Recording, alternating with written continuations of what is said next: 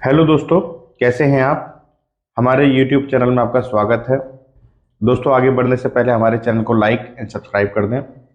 दोस्तों, कल उत्तर भारत में एक बहुत बड़ा भूकंप आया, इसलिए हमें लगा कि आपसे भूकंप के बारे में बात की जाए। भूकंप क्या होते हैं। दोस्तों, क्यों आता है भूकंप। भूकंप आने के कारण को जानने से पहले हमें पृथ्वी की संरचना को समझना होगा। हमारी पृथ्वी 15-20 टेक्टोनिक प्लेटों से बनी हुई है, जिसमें मुख्य प्लेटों की संख्या 7 है। ये सभी प्लेटें पृथ्वी के स्थल मंडल के नीचे मौजूद कमजोर और कोमल चट्टानों की परत, जो कुछ हद तक तरल अवस्था में होती है, पर तैरती हैं। यानी प्लेटें स्थिर न होकर लगातार धीमी गति से चलती रहती हैं। आमतौर पर प्लेटों की सापेक्षिक गति 0 से 10 सेंटीमीटर सालाना होती है, जो बहुत ही धीमी गति है। पृथ्वी के अंदर 7 प्लेटें हैं जो लगातार घूमती रहती है। जहां ये प्लेट्स ज्यादा टकराती हैं वह जोन फॉल्ट लाइन कहलाता है। बार बार टकराने से प्लेट्स के कोने मुड़ते हैं। जहां ज्यादा दबाव बनता है तो प्लेट्स टूटने लगती हैं। नीचे की ऊर्जा बाहर आने का रास्ता खोजती है और इसमें डिस्टरबेंस के बाद भूकंप आता है। भारत में आए बड़े भूकंप। दोस्तों, भूकंप तो हमेशा रोज कहीं ना कहीं आता रहता है, लेकिन भारत में 5 बड़े भूकंप हैं जिसके बारे में हम आपको बताते हैं। 15 जनवरी 1934 को नेपाल और बिहार में 8.1 की तीव्रता वाले भूकंप से 10,700 लोगों की मौत हो गई थी। 20 अगस्त 1988 6.8 की तीव्रता वाले भूकंप में 721 लोगों की नेपाल में और भारत में 277 लोगों की मौत हो गई थी। 20 अक्टूबर 1991 भारत के उत्तर प्रदेश में 6.6 की तीव्रता वाले भूकंप में 768 लोगों की मौत हो गई थी।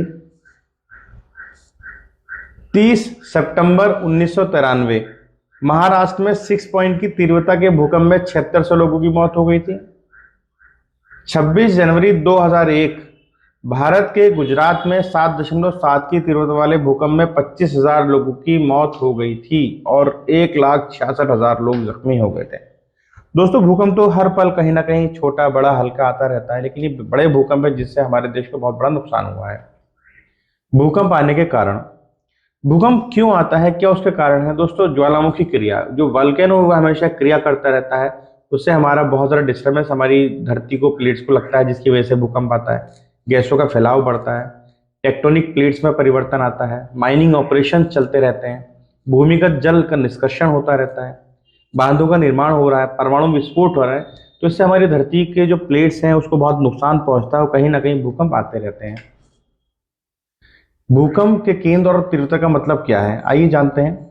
भूकंप का केंद्र उस स्थान को कहते हैं जिसके ठीक नीचे प्लेटों में हलचल से भूगर्भीय ऊर्जा निकलती है। इस स्थान पर भूकंप का कंपन ज्यादा होता है। कंपन की आवृत्ति ज्यो ज्यो दूर होती जाती है, इसका प्रभाव कम होता जाता है। फिर भी यदि रिएक्टर स्केल पर 7 या इससे अधिक की तीव्रता वाले भूकंप हैं तो आसपास के 40 किलोमीटर के दायरे में झटका तेज होता है। लेकिन इस बात पर भी निर्भर करता है कि भूकंपीय आवृत्ति ऊपर की तरफ है या दायरे में। यदि कंपन की आवृत्ति ऊपर को है तो कम क्षेत्र प्रभावित होगा।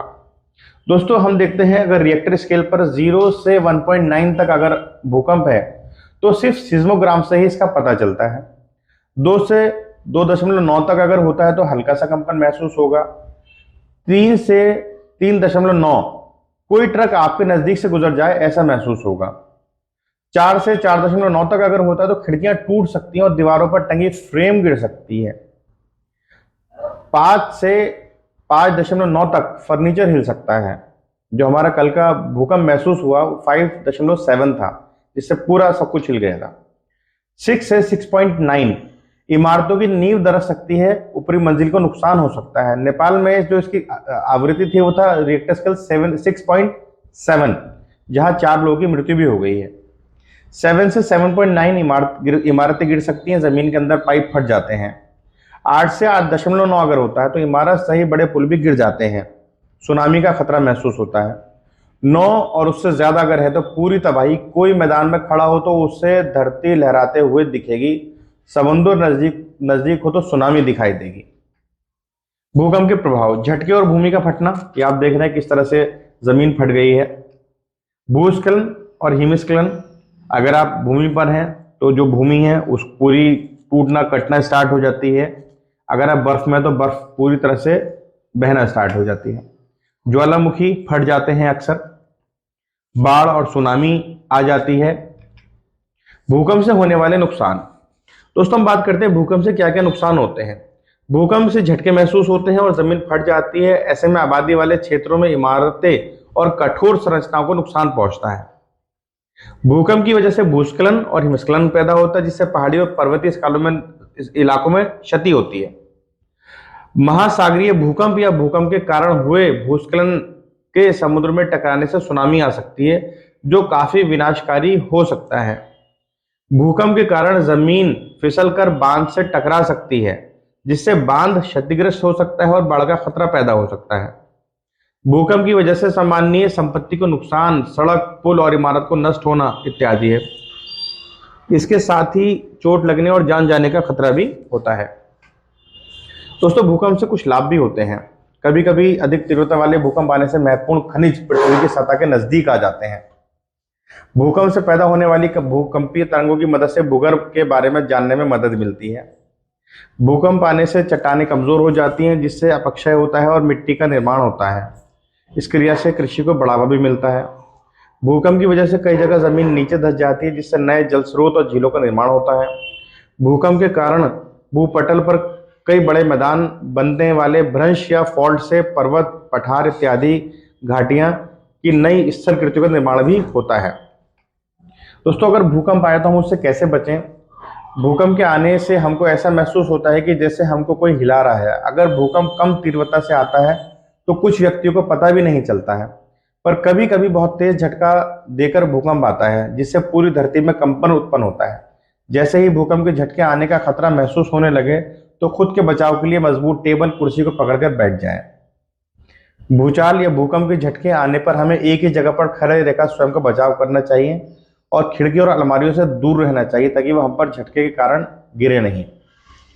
यदि आप ऊंची बिल्डिंग में रहते हैं और भूकंप के झटके आने लगते हैं तो ऐसे में ऊंची बिल्डिंग का गिरना स्वाभाविक होता है, तो हमें नीचे उतरकर किसी सुरक्षित स्थान पर बैठ जाना चाहिए जब तक भूकंप के झटके आना खत्म नहीं हो जाते हैं।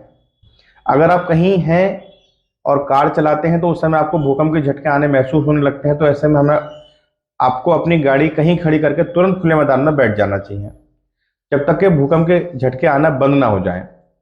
और ऐसे में हमें लिफ्ट से ऊपर बिल्डिंग में जाने के बारे में सोचना भी नहीं चाहिए, क्योंकि ऐसे में आप एक झटके में आपको चोट आ सकती है। अगर आप बाजार, स्कूल के बीच में फंस गए हैं तो ऐसे में खुले स्थान पर बैठ जाएं और बिजली के तार से दूर होकर बैठें जब तक भूकंप के झटके खत्म नहीं हो जाते हैं। धन्यवाद दोस्तों।